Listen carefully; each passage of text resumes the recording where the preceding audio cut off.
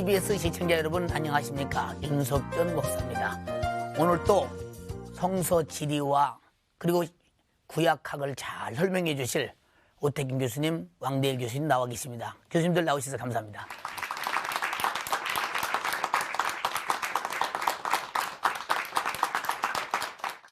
아브라함과 다윗 그리고 솔로몬에 이르기까지 이스라엘의 아름다운 역사를 그리고 신앙의 구심점을 가지고 있었던 그 성전산, 성전터, 그곳은 누구든지 성지순례를 갈 때마다 바라보면서 하나님이 역사하신 산 장소를 느끼면서 경험하면서 돌아오면서 많은 느낌을 가져다 줍니다.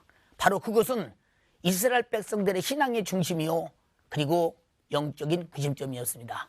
오늘은 바로 그 성전터가 있는 성전산으로 가보시겠습니다. 구약시대 모리아 산으로 불렸던 예루살렘 성전산. 이곳에 솔로몬은 주의 성전을 지었다.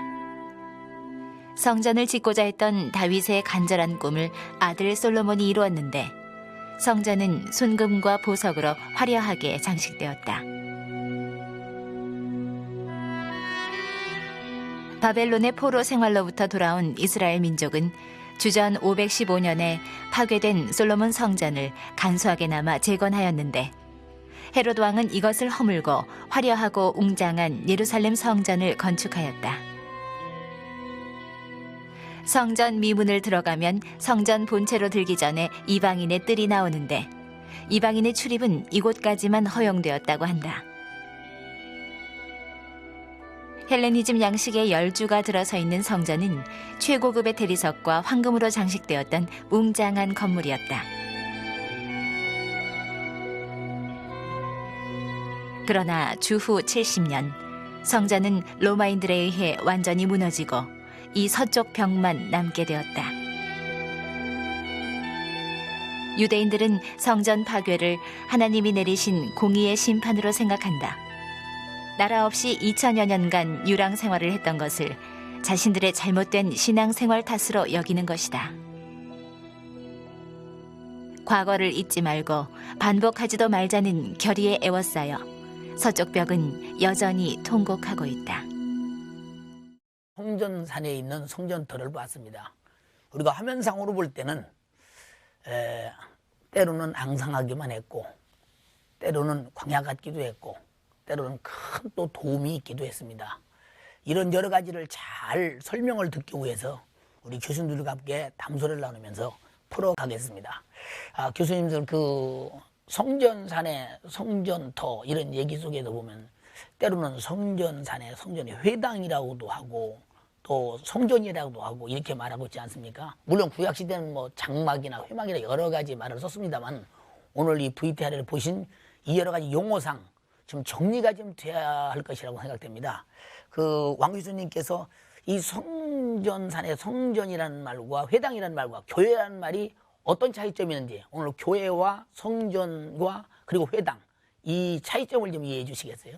성전은 하나님께서 그 당신의 이름을 두시려고 선택하신 곳, 바로 예루살렘 한 곳에만 있는 곳이라 얘기하거든요. 성전은 예루살렘 한 곳에 있는 것이고 그 성전에서 동물로 희생 제사를 드렸습니다. 이제 성전하게 되면 그들의 신앙에서는 제단이 있었기 때문에 짐승을 잡아서 바치는 그 제단을 중심으로 성전을 이해했거든요. 하지만 회당은 여러 곳에 있었습니다. 유대인들이 흩어져 사는 곳엔 어디나 회당이 있었어요. 성전은 하나지만 회당은 여러 개고요. 회당에는 또 제단이 없습니다. 그러니까 동물을 희생 제사 드릴 수가 없지요. 다만 말씀을 낭독하는 강단이 있었다고 생각할 수 있거든요. 이제 거기에 비해서 우리 교회는 회당도 아니고 성전도 아닌 제3의 공동체입니다. 부름받은 사람들의 모임이라는 뜻이긴 하지만 그렇게 건물의 기능을 가지고 생각한다면 우리 교회에는 강단도 있고 그다음 작지만은 제단도 있고 그래서 제단과 강단을 교회가 함께 가지고 있지요. 그렇게 이해할 적에 성전이라는 용어, 회당이라는 용어, 교회라는 용어를 저희가 바로 이해할 수 있을 것 같습니다. 성전은 많은 그 성경 공부를 하나님 하는 장소고 오늘 예배는 예수 믿고 구원받은 사람들이 모여서 예배하면서 우리가 하나님을 섬기는 그런 장소를 교회라고 말하고, 그리고 또 전도에서 그들을 예수 믿고 구원받게 하는 그런 역사의 어떤 장소를 그 교회라고 말하는 이 세 구분이 분명히 드러나지 않습니까? 오늘 왕 교수님의 설명을 통해서 성전, 그리고 회당, 교회에 대한 이런 그 여러 가지 혼돈이 완전히 사라졌으리라고 이렇게 생각됩니다. 오 교수님, 그 하나님께서 자기 이름을 두시며 이 이스라엘 백성들을 만났던 그 성전, 유대인들은 이곳을 바로 예루살렘 성전이라고 하거든요. 그 예루살렘의 성전에 있던 그 성전산의 그 역사가 얼마나 됐는지 많은 사람들이 궁금하거든요. 네, 성전산의 역사는 일반 사람들이 생각하기에 솔로몬이 성전을 지으면서 시작되지 않았는가 이렇게 생각하는 경우가 많이 있을 것입니다. 그렇죠. 그런데 성전산의 역사는 아브라함 시대까지 소급해서 올라가게 되는 것입니다. 자, 아브라함이 이삭을 바치기 위해서 모리아 산에서 이삭을 바쳤다고 우리는 알고 있습니다. 그런데 역대하 3장 1절에 의하면은 바로 이 모리아산에 솔로몬이 성전을 지었다고 기록을 하고 있던 것이죠. 그러니까 솔로몬이 성전 지은 것이 아무 곳에나 성전을 지은 것이 아니라 이렇게 믿음의 조상과 관련되는 귀한 역사적 장소에 성전을 지었다는 것을 암시하고 있는 구절이기도 합니다. 자, 이 성전산은 사사 시대에는 이곳을 여부스 사람들이 다스리고 있었는데 다윗이 예루살렘을 점령함으로 말미암아서 여부스 사람을 쫓아냅니다. 그리고 이곳은 개인적인 소유 아리우나라는 사람이 이곳을 가지고 있었는데 다윗이 은 50세겔을 주고 아리우나의 타작바닥을 삼으로 말미암아서 다윗의 집안에 이 성전산이 이제 소속되게 되었던 것이죠. 바로 그곳에 솔로몬이 7년 동안에 걸쳐선 대역사 끝에 성전을 마침내 완성하게 되어서 자, 이 이후로부터 시작해서 이스라엘과 유다의 역사에서 가장 중요한 종교 공동체의 중심지 역할을 감당하게 되었던 것입니다. 그런데 이 성전은 우리가 성전의 순환의 역사에서도 살펴봤듯이 굉장히 순환을 겪게 됩니다. 587년에 바벨론 사람들이 예루살렘을 침공해서 성전을 파괴함을 말미암아서 첫 번째 솔로몬이 지었던 성전은 파괴되게 됩니다. 그런데 이스라엘은 파괴된 성전을 다시 바벨론 포로에서 돌아온 이후 515년에 제2차로 중건하게 됨을 통해서 제2성전을 만들게 되었고요. 이 제2성전이 그 이후 500년 동안 걸쳐서 나라가 없는 이스라엘 백성들의 종교적인 구심점 역할을 감당하게 됩니다.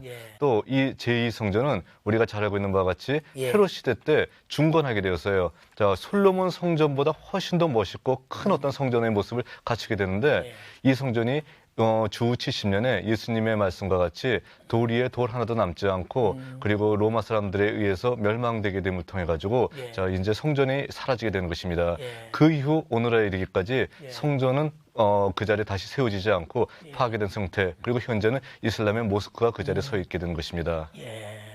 우리가 볼 때는 왕 교수님 분명히 성전터라고 하면 성전터인데 왜 그곳을 성전산이라고 했는지 그 신학적 의미가 있는지요? 네, 저도 사실 오랫동안 그 말씀하신 그 질문이 참 궁금했습니다. 영어로 그걸 템플 마운트 이렇게 말하거든요. 그 마운트라고 하는 것이 저희가 예를 들면 이제 야구장에 가게 되면 그 피처가 공을 던지는 곳을 마운드라 그러지 않습니까? 그 똑같은 단어에서 유래한 말이거든요. 그런데 왜 성전터라고 하지 않고 성전산이라 그럴까? 상당히 그 오랫동안 생각을 해보았습니다. 제 마음속에 드는 생각 중에 하나는 이걸 성전산이라고 부르니까 오히려 의미가 살아나더라고요.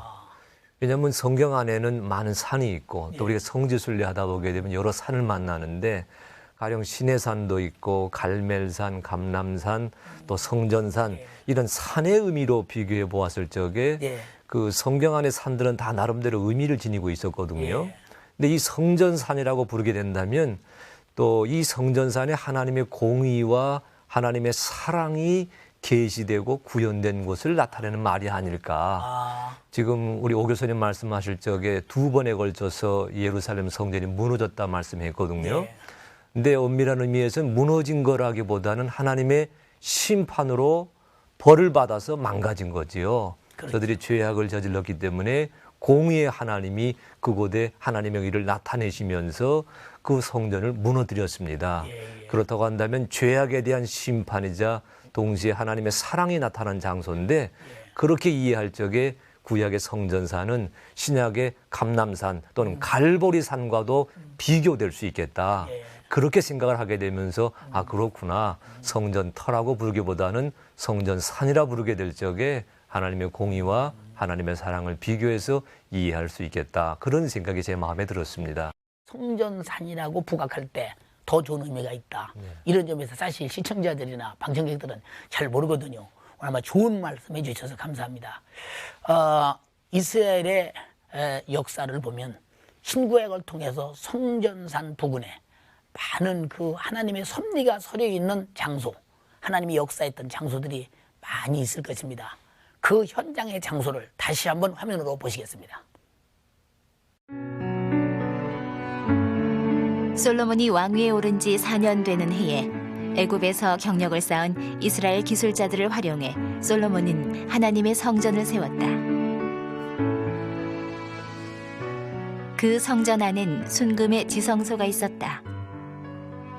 이 성전은 헤롯 시대엔 인근에서 가장 아름다운 성전으로 대체된다. 지금도 그 터엔 솔로몬의 마구간을 비롯해 신구약 시대의 생생한 역사를 담은 유적지들이 자리 잡고 있다. 특히 1967년부터 유대인들이 발굴했던 성전산 지하 터널엔 예수님 당시 헤롯 성전의 모형이 고스란히 담겨 있다. 그러나 땅 위 성전 터엔 모슬렘의 황금 사원이 위용을 과시하고 있다. 예수께서 성전에서 나와서 가실 때에 제자들이 성전 건물들을 가리켜 보이려고 나아오니 대답하여 가라사대 너희가 이 모든 것을 보지 못하느냐 내가 진실로 너희에게 이르노니 돌 하나도 돌 위에 남지 않고 다 무너뜨리우리라. 우리는 지금 화면을 통해서 성전산 주위에 여러 가지 하나님께서 역사했던 섭리의 장소를 우리는 봤습니다. 왕 교수님 지금 방금 화면에서 우리가 보다시피 성전산 그 남동쪽에 솔로몬의 그 마구간을 우리가 보시지 않았습니까? 그 성전을 지어서 하나님께 참 진정어리게 바쳤던 솔로몬에 대해서 그 상반된 그 의견이 많이 있거든요. 그 솔로몬에 대한 성경적인 그 평가는 어떻게 해야 될지 궁금하거든요. 구약 성경에 보게 되면 그 솔로몬에 대한 평가가 양면적입니다. 지금 화면에서도 저희가 보았던 것처럼 한편에서는 아름다운 성전을 세웠고 또 다른 한편에서는 이제 큰 마구간을 세워가면서 군사적인 그런 힘을 비축했거든요. 사실은 그 성전을 통해서 솔로몬 시대, 통일왕국 시대의 신앙적인 그 아름다운 모습을 드러냈지만은 또 마구간이라든지 이런 걸 통해서 그 시대에 저가 치루어야만 되었던 군사적인 또는 경제적인 부담감을 고스란히 보여주고 있습니다. 이제 성경 안에서도 보게 되면 사실은 이렇게 이제 성전산을 통해서 성전을 지었고 마구간을 짓고 하는 그런 일이 대단한 그 부역이 동반되었던 백성들의 그 강제 노력이 부과되었던 그런 현장이었거든요. 그런 점에서 정치적으로 사회적으로 부담감을 갖게 되었고요. 또 동시에 이제 이런 일을 추진하려면 돈이 필요하지 않습니까? 그래서 백성들에게 참 오랫동안 조세 정책을 펴가지고 세금을 거두어 드렸습니다. 그러니까 자유롭고 평등하고 은혜 가운데 살던 이스라엘 백성 입장에서는 한편에서는 정치, 사회, 경제적으로 부담이 되었고 억압이 되었거든요. 솔로몬이 죽고 난 다음 르호보암이 이제 들어서지 않습니까? 그때 이스라엘 장로들이 다 찾아와 가지고 르호보암에게 이렇게 말하지요. 네 아버지가 했던 그 억압의 정치를 계속하지만 않는다면 우리 모두가 당신을 왕으로 도와주겠다. 바로 그 얘기가 솔로몬 시대의 어두웠던 현장을 고스란히 드러내고 있다고 생각합니다. 오 교수님, 그 성전산 주변에 많은 이런 그 하나님의 섭리의 역사의 장소, 그런 그 유적들이 있는데 그 어떤 유적들이 있는지 좀 설명해 주시겠어요? 네, 성전산에는 신구약 성서를 망라해서 굉장히 성경과 관련이 되어 있는 역사가 있기 때문에 이곳에 많은 유적들이 남아 있습니다. 그중에 가장 중요한 유적이라고 얘기할 수 있는 것은 성전산 황금사원 안에 있는 가로 12m, 세로 15m 되는 넓은 바위입니다. 자, 바위 자체가 뭐가 중요하냐 할 수 있는데요. 자, 여기는 아주 중요한 전설이 서려내려고 있는 것이죠. 바로 이곳이 모리아산 정상으로 추정되고 있고요. 또 아브라함이 이삭을 바쳤던 장소라고 라는 전설이 내려오고 알고 있습니다. 예. 근데 물론 이슬람 사람들은 이곳에서 아브라함이 이삭을 바친 것이 아니라 이스마엘을 바쳤다라고 얘기하고 있는 것이죠. 자기 종교의 정당화를 만들기 위해서. 그렇죠. 그렇군요. 예. 종교가 다르니까 뭐 어쩔 수 없는 것 같습니다.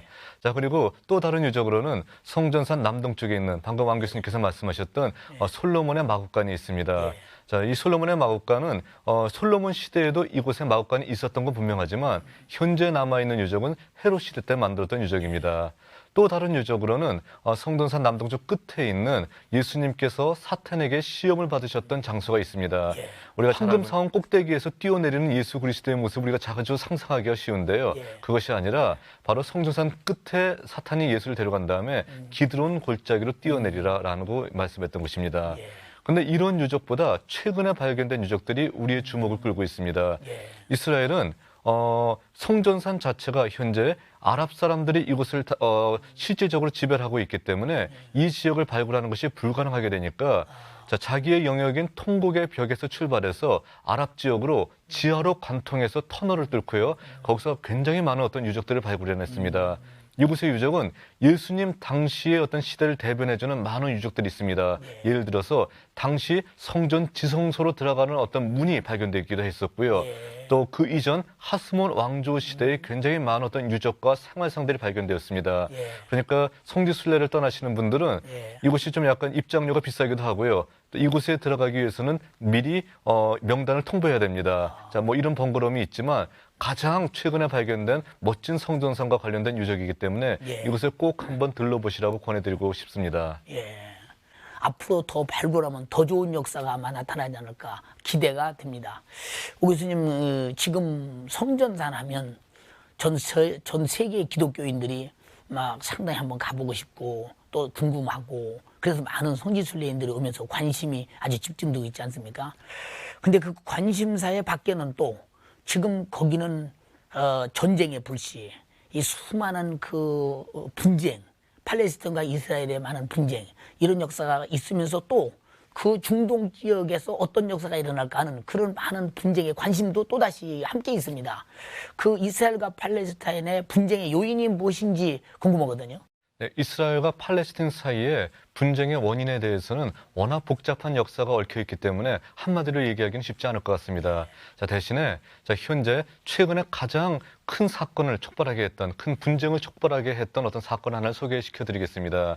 자, 우리는 신문지상에서 인티파다라는 용어를 많이 듣게 됩니다. 인티파다는 아랍어로 봉기하다라는 뜻으로 써요. 특별히 팔레스틴 사람들이 이스라엘을 향해서 봉기하는 어떤 그 운동을 가리켜서 인티파다라는 말을 많이 사용하고 있습니다.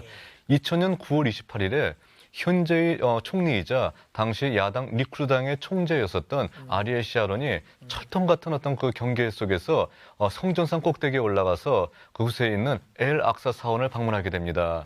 자, 이 엘 악사 사원을 방문해서 샤론이 외쳤던 것이 무엇이냐면은 이스라엘 특히 예루살렘은 분리할 수 없는 우리들만의 이스라엘의 수도이다라고 외치고 내려갔던 것입니다.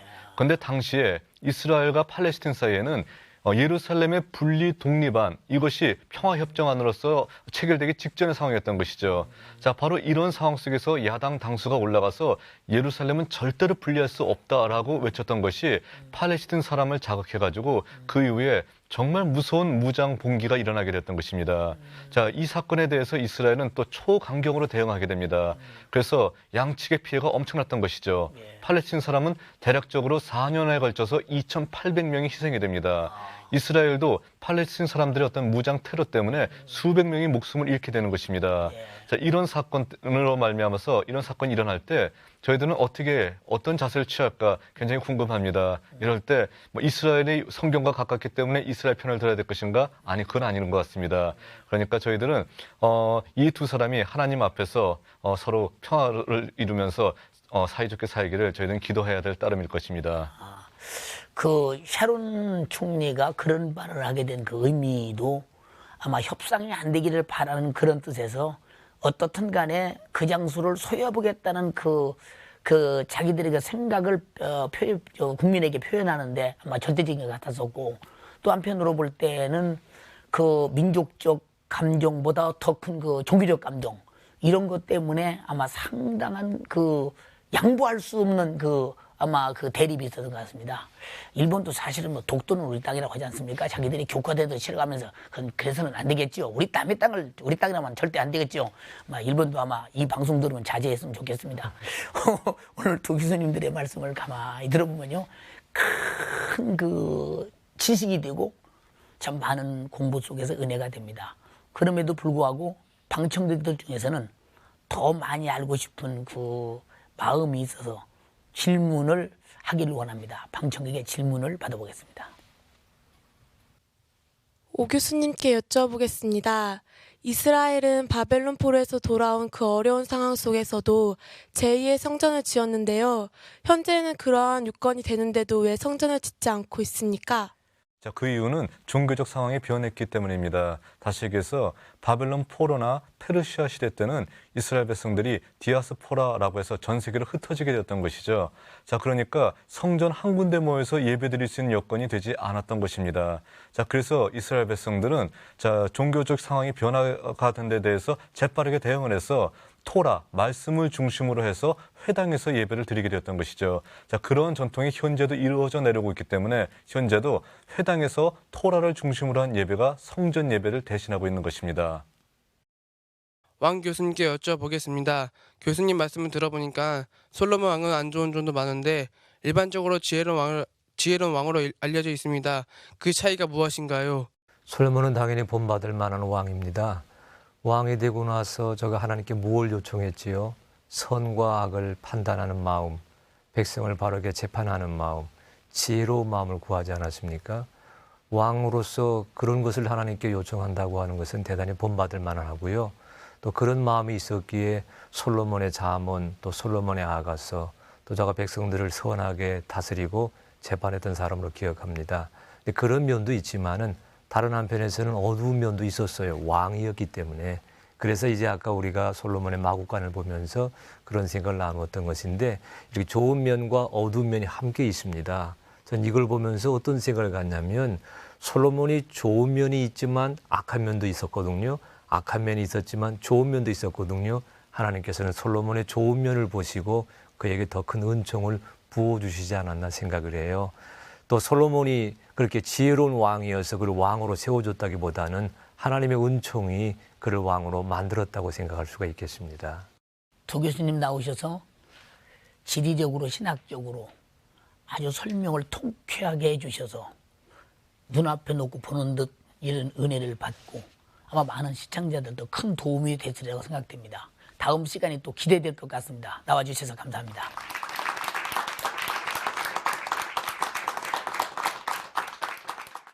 예수님이 이 땅에 오셔서 말씀하셨습니다. 이 성전을 헐라. 그러면 3일 만에 내가 다시 짓겠다고 했습니다. 그때 많은 유대인들은 분노해서 예수 그리스도께서 하신 말씀을 오해했습니다. 예수는 이 땅에 오셔서 우리의 성전이 되시고 우리는 또 주님 모신 성전이 됐습니다. 그것은 바로 예수께서 십자가에 달려 피 흘려 죽으시고 과거의 성전에서 양과 그리고 소를 잡아서 드렸던 제사, 그 제사는 예수 그리스도의 피의 공로로 끝이 났고 피의 공로로 우리는 영원히 구원을 받게 되었습니다. 그 주님은 지금 우리 안에 와 계십니다. 고린도전서 3장 16절에 너희가 하나님의 전인 것과 성령이 거하는 전인 것을 알지 못하느냐. 내가 거룩하니 너희도 거룩하라. 이렇게 말씀하셨습니다. 바로 우리는 주님 모신 성전입니다. 이 팔레스타인과 이스라엘의 분쟁이 예수 그리스도로 오심으로 말미암아서 바로 이루어진 위대한 구원의 역사가 성전 속에, 성전 터 속에, 성전 산 속에 있다 이해하지 말고 예수로부터 이해되어서 모든 자가 다 예수 믿고 구원받고 예수님 모시고 성전이 되었다는 사실을 알면서 모두가 다 예수 안에서 구원받기를 바랍니다. 다음 시간에 또 뵙겠습니다. 감사합니다.